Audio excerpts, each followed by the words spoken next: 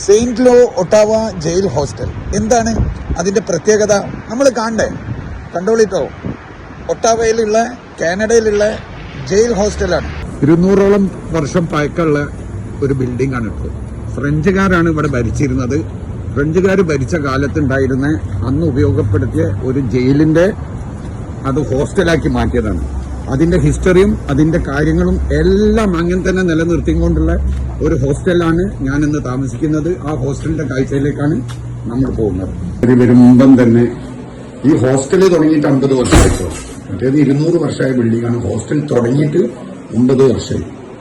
അപ്പൊ ഇതിന്റെ ഹിസ്റ്ററികൾ നമ്മൾ കാണുന്നത് ഇതിന്റെ റിസപ്ഷൻ ആട്ടോ. ഇതാണ് ഇതിന്റെ റിസപ്ഷൻ. ഇവിടെ ആ ഹിസ്റ്ററികളെല്ലാം അതേപടിയിലുള്ള കാഴ്ചകളാണ്. പിന്നെ ഇവിടുത്തെ ഫെസിലിറ്റി, ഇവിടുത്തെ ഹിസ്റ്ററി എല്ലാം നമുക്ക് ഭയങ്കര പ്രത്യേകത ഉള്ളതാട്ടോ. അതുകൊണ്ട് ഞാൻ പ്രത്യേകം കാണിക്കുന്നത് ആ കാലഘട്ടത്തിൽ ജയിലിലുണ്ടായിരുന്ന നോട്ട് ബുക്കിന്റെ നോട്ട് എഴുതിയ കാര്യങ്ങളാണ്. ഇനി നമുക്ക് അകത്തേക്ക് പോയാലോ. അങ്ങനെ ജയിലിന്റെ ഡോറ് കണ്ടെങ്കിൽ അതേ ഡോറിൽ തുറക്കാനൊന്നും കഴിയില്ല കേട്ടോ. ഓരോ ഫ്ലോറുകളാട്ടോ.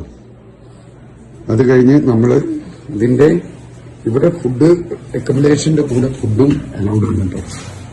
അതിന്റെ കാഴ്ചയിലേക്കാണ് നമ്മൾ പോകുന്നത്. ഇത് കിച്ചനാണ് കേട്ടോ. ആ കാലഘട്ടത്തിലുള്ള കിച്ചൺ ഫെസിലിറ്റി എന്ന് പറഞ്ഞാൽ ഹെവി ഫെസിലിറ്റിയാണ്. ചായ എനി ടൈം കുടിക്കാം. ബ്രേക്ക്ഫാസ്റ്റ് ഇൻക്ലൂഡ് ആണ്. ഇത് നമുക്ക് ഇരിക്കാനും ഭക്ഷണം കഴിക്കാനും ഒക്കെ ഉള്ള സൗകര്യം.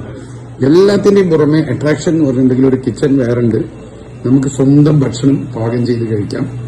അതിൽ എല്ലാ സാധനങ്ങളും, പാത്രങ്ങളും ഇൻഗ്രീഡിയൻസും എല്ലാം മെയിനായിട്ടുള്ള സംഗതികൾ മാത്രം വാങ്ങിച്ചാൽ മതി. നമ്മൾ വാങ്ങിക്കുന്ന ഫുഡിനെ നമ്മൾ ഇത് വെക്കാനുള്ള സൗകര്യമുണ്ട്. നമുക്ക് എത്ര ദിവസം നിന്ന് ഇവിടെ ഫുഡൊക്കെ ഉണ്ടാക്കി കഴിക്കട്ടോ. ഫെസിലിറ്റി എന്ന് പറഞ്ഞാൽ ഹെവി ഫെസിലിറ്റി. ടോട്ടൽ നമുക്ക് ഈ സ്ഥലത്ത് നമുക്ക് താമസിക്കുന്നതിനും ഇതെല്ലാം ചെയ്യുന്നതിനും നമുക്ക് 2000 rupees ആണ് നമുക്ക് ചാർജ് ആവുന്നത്. And so we only ended up executing 3 people by the time of this jail closed. I have a really bad habit of saying we, like I was like here, like worked here when we did that. I want to get it out of my system for that, but I don't know, I've done enough of these stories that I think it's permanently locked in there. Yeah, only 3 people over the years that this jail was open. Unfortunately, a lot more people did lose their lives in this jail. It said that there was about 140 to 150 graves found in the labor yard, which is now our parking lot, by the way. So if anybody's parked here today, legend has it we wrapped up right before Prince Philip showed up, just a few hours before, to inaugurate the building. So really by the skin of our teeth on that one. Would have been a bit embarrassing for the Capitol if we didn't manage to pull that together. Which leads me into closing fact number 2. In Ontario, it is complete. The reason I call this a mini stop is because I'm just going to shout a couple like small facts to you guys real quick, and then we will head back down to the lobby.